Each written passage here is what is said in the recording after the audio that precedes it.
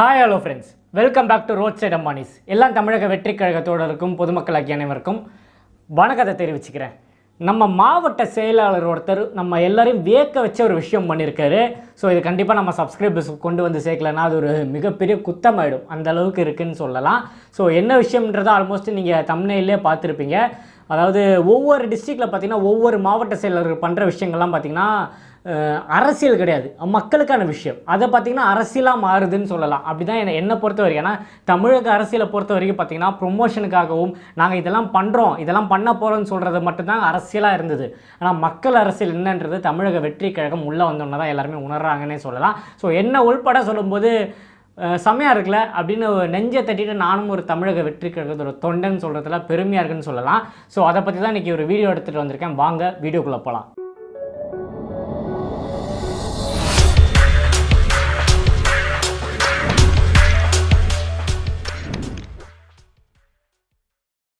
அதாவது காரைக்குடி மாவட்டத்தில் டாக்டர் பிரபு இப்போ சமீப காலமாக எல்லாருமே அவரை பற்றி பேசிகிட்டு இருக்காங்க. ரீசன் என்னென்னா அவர் எடுத்து வைக்கிற ஒவ்வொரு அடியும் பார்த்திங்கன்னா அப்படி தரமான விஷயமா இருக்குது. ஒரு கடை திறப்பு விழாக்கு போனாலும் அங்கே இருக்கிற மக்களுக்கு ஏதாவது ஒன்று பண்ணணும், இல்லை ஏதாவது ஒரு ஈவெண்ட் நடத்தினாலும் சரி, எங்கே பேச போனாலும் சரி, அவர் இப்போ சொல்கிற விஷயங்கள்லாம் பார்த்திங்கன்னா மக்கள் பயன்படுற லெவலில் இருக்குன்னே சொல்லலாம். அந்த அளவுக்கு பார்த்திங்கன்னா பூஸ்ட்டாக இருக்குது. அவர் ஒரு வியக்க வச்ச ஒரு விஷயம் பண்ணியிருக்காரு. காரைக்குடி மாவட்டத்தில் பார்த்திங்கன்னா அவர் பண்ண விஷயம் பார்த்திங்கன்னா எந்த அரசியல் கட்சியும் இது வரைக்கும் பண்ணியிருக்காங்களான்னு கேட்டிங்கன்னா பண்ணதே கிடையாதுன்னு சொல்லலாம்.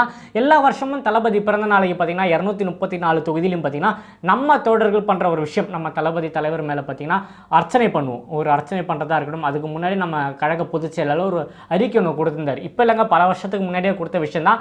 எல்லா வருஷமும் நாங்கள் அதை ஃபாலோ பண்ணியிருக்கோம். அதாவது சர்ச்சில் போய் க்ளீன் பண்ணுறது, பள்ளிவாசலில் போய் க்ளீன் பண்ணுறது, அதே மாதிரி கோவில்களில் போயிட்டு க்ளீன் பண்ணுறது, நம்ம கூட இருக்கிற தோழர்கள்லாம் சேர்ந்து நம்ம மாப்பு தொடப்பம் எல்லாமே வாங்கிட்டு போய் அந்த இடத்த க்ளீன் பண்ணி அதுக்கப்புறம் பார்த்திங்கன்னா நம்ம தலைவர் பேரில் அர்ச்சனை பண்ணி அங்கே இருக்கிறவங்களுக்கு ஏதாவது நலத்திட்ட உதவிகள் பார்த்திங்கன்னா பல வருஷமாக நாங்கள் பண்ணிட்டு வரோம். என் ப்ரொஃபைலெலாம் நீங்கள் எடுத்து பார்த்திங்கன்னா தெரியும். எல்லா வாட்டியும் நாங்கள் பண்ணுற விஷயங்கள் தான். அது பெருசாக வியக்க வச்சுதான்னு கேட்டிங்கன்னா அது எங்களுக்கு சொல்லியிருக்காங்க, நம்ம அதை பண்ணுறோம். ஆனால் அதை பண்ணி முடிச்சா நாங்கள் இருக்கிற ஒவ்வொருத்தர்கிட்ட கிடைக்கிற ரெஸ்பான்ஸ் பார்த்திங்கன்னா நம்ம தலைவனுக்கு பண்ணோன்றதை விட நமக்கு அவங்க கொடுக்குற வரவேற்பு பார்த்திங்கன்னா ஒரு 2-3 நாளைக்கு பார்த்திங்கன்னா அந்த தாக்கம் நம்ம மைண்டுக்குள்ளே இருக்கும். அவங்க கொடுக்குற ஆசீர்வாதமும் இருக்கட்டும். ஸோ அது ஒரு சம ஃபீல்னே சொல்லாங்க. ஸோ அதெல்லாம் நம்ம கடந்து வரும்போது நேற்று ஒரு விஷயம் ஒன்று பார்த்தேன். நம்ம யூடியூபர் ரிவ்யூவர் இட்டிஸ் பிரசாந்த் ஒரு வீடியோ கிளிப்பிங் ஒன்று ஷேர் பண்ணோன்னா தான் நம்ம தோழர்களான்னு சொல்லி உள்ளே போய் பார்க்கும்போது தான் என்னை வியக்க வச்சுன்னு சொல்லலாம். காரைக்குடியில் பார்த்திங்கன்னா ஒரு கோயில் திருவிழா ஒன்று வருது. ஸோ அதுக்காக பார்த்திங்கன்னா அங்கே இருக்கிற நிறைய விஷயங்கள், நிறைய அன்னதானங்களாக இருக்கட்டும், நிறைய விஷயங்கள் நம்ம டாக்டர் பிரபு அவரோட தலைமையில் பார்த்திங்கன்னா அந்த இடத்துல நடந்துகிட்ருக்கு. இதில் என்ன ஒரு ஹைலைட்டான விஷயம்னு பார்த்திங்கன்னா அந்த கோயில் பார்த்திங்கன்னா ஒரு மிகப்பெரிய கோயில்னு சொல்லலாம். அந்த திருவிழாவை முன்னிட்டு நிறைய பக்தர்கள் வராங்க போகிறாங்க. அந்த ஒரு கிரவுண்டு ஃபுல்லாக பார்த்திங்கன்னா இந்த இலைகள், பூக்கள், மாலையெல்லாம் தெரியல, சாமிக்கு போட்ட மாலைகள்லாம் பார்த்திங்கன்னா வாடி போன அப்புறம் அதை தூக்கி போடுற பார்த்திங்கன்னா அந்த சைடில் தூக்கி போட்டுருங்க. நிறைய பொதுமக்கள் அங்கே வரும்போது சாப்பிட்ற பொருட்கள் எல்லாமே பார்த்திங்கன்னா அங்கே ஒரு குப்பையாகவே அடிஞ்சிருக்குன்னு சொல்லலாம். டாக்டர் பிரபு அவங்கள பார்த்திங்கன்னா அந்த கோவிலுக்கு இன்வைட் பண்ணியிருந்தாங்க, நீங்கள் வரணும், கெஸ்ட்டாக வரணும்னு சொன்னால் அவர் 2-3 நாள் அன்னதானம்லாம் பண்ணியிருந்தார் நம்ம தோழர்களை வச்சு. அந்த கோயிலுக்குள்ளே அவர் வரும்போது அந்த விஷயம் அவர் பார்வைக்கு வந்தது. கோயிலில் பார்த்திங்கன்னா பெரிய கிரவுண்டு, அது அந்த கிரவுண்டு ஃபுல்லாக பார்த்திங்கன்னா கோயில் உள்ளே இருக்கிற இடம் ஃபுல்லாக மாலைகளும் இலைகளும் சாப்பிட்டு போட்ட இலைகள்லாம் கிட்டத்தட்ட இப்போ கிலோ கணக்கில் பார்த்திங்கன்னா குப்பைகள் அங்கே இருக்குது. திருவிழா டைமு, நிறைய பொதுமக்கள், நிறைய ஜனங்கள், குழந்தைங்க நிறைய பேர் வராங்க. அவர் சொன்ன விஷயம் தான், சின்ன சின்ன குழந்தைங்கள்லேருந்து வயசானவங்கலேருந்து நிறைய பேர் அங்கே வராங்க. அது ஒரு புனிதமான இடம். ஸோ இந்த இடத்துல பார்த்திங்கன்னா நம்ம தான் இது இறங்கி பண்ணணும்னு சொல்லி நம்ம நிர்வாகிகள் தோழர்களாக நிறைய பேரை கூப்பிட்டு இது ஒரு பொறுப்பாக எடுத்து கிட்டத்தட்ட அந்த இடத்தெல்லாம் க்ளீன் பண்ணியிருக்காரு.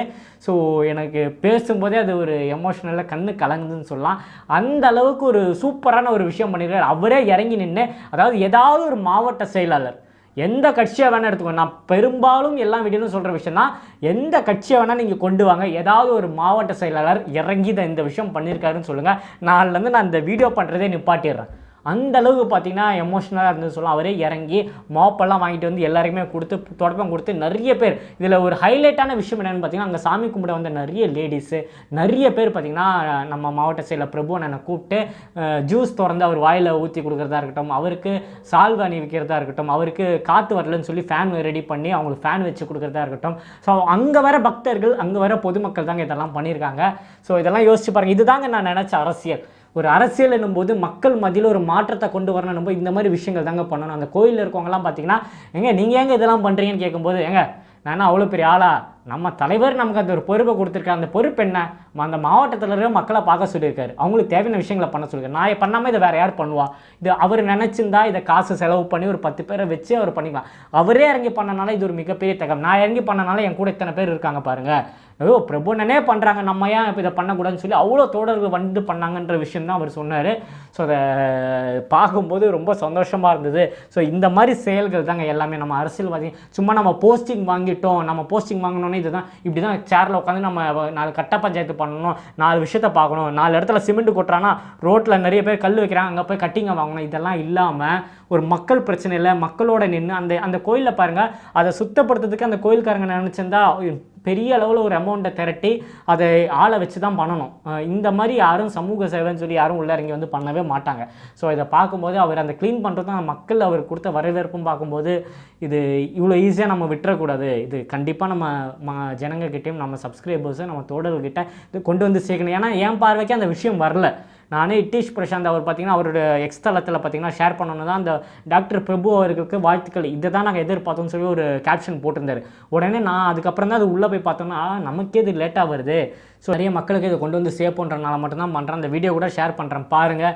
பார்த்துட்டு நீங்கள் இந்த அரசியலை பற்றி என்ன நினைக்கிறீங்கன்றதை மறக்காமல் கமெண்ட்டில் தெரியப்படுத்துங்க. அதே மாதிரி போராட்டங்கள்லாம் நீங்கள் பார்த்துருப்பீங்க, நம்ம சேனல்லே போட்டிருக்கோம். சேலத்தில் பார்த்திபன் நான் பண்ண விஷயம்லாம் பார்த்திங்கன்னா யாருமே அது முன்னெடுக்கவே மாட்டாங்க. கிட்டத்தட்ட 1000 பேர் ஒரு போராட்ட காலத்தில், அதுவும் அங்கே ஊழியர்களுக்கு பார்த்திங்கன்னா பணி நிரந்தரம் பண்ணணும்னு சொல்லி பண்ணியிருக்காங்க. இதுதாங்க மக்கள் பிரச்சனை. சும்மா கூட்டத்தில் நின்று இப்போ ரீசெண்டாக பிஜேபி பண்ண நீங்கள் பார்த்துருப்பீங்க. அவங்க நினச்சிருந்தா ஊழல் பண்ணவனை தூக்கி உள்ளே உட்கார வச்சிருக்கலாம். அதெல்லாம் இல்லாமல் நம்ம ஒரு போராட்டம், தமிழக வெற்றிக்காக போராட்டம் பண்ணுறாங்க, நம்மளும் இறங்கி பண்ணணும்னு சொல்லி அதை இறங்கி பண்ணுறதும் அதுவும் அரெஸ்ட் பண்ணுற ஒரு நாடகம்லாம் பார்க்கும்போது இதில் ஒரு விஷயம் இந்த நேரத்தில் நான் தெரியப்படுத்தணும்னு நினைக்கிறேன். இதே தான் சீமான் அவர்கள் வீட்டில் பார்த்திங்கன்னா உள்ளே புகுந்து அடித்து இழுத்துட்டு போகிற காட்சிகள்லாம் நம்ம பார்த்தோம். அதுவும் காவல்துறை தான் பண்ணிச்சு. அங்கே காவல்துறை அந்த மாதிரி பண்ண காவல்துறை ஏன் இங்கே அண்ணாமலை கிட்ட கையை கட்டி பேசுகிறாங்கன்னு எனக்கு ஒன்றுமே புரியல. வியப்பாக இருந்ததுன்னு சொல்லலாம். நாங்களாம் இந்த பெண்கள்லாம் சேர்ந்து நம்ம மகளிர்லாம் சேர்ந்து நம்ம தலைவர் எழுதின லெட்ரு தெருவா காலேஜாக கொடுக்கும்போது நீங்கள் பார்த்தீங்க, நம்ம லேடிஸ் எல்லாருமே அரெஸ்ட் பண்ணி வச்சாங்க, எங்கள் பொதுச் செயலாளர் அரெஸ்ட் பண்ணி வச்சாங்க. எங்களெல்லாம் சட்டையை பிடிச்சி இழுத்துட்டு போகிற காட்சிகள்லாம் நீங்கள் பார்த்துருப்பீங்க. என்ன கூட சட்டையை பிடிச்சி வேனில் ஏற்றுறதெல்லாம் பார்த்துருப்பீங்க. அவ்வளோ அராஜகம் பண்ணாங்க காவல்துறை.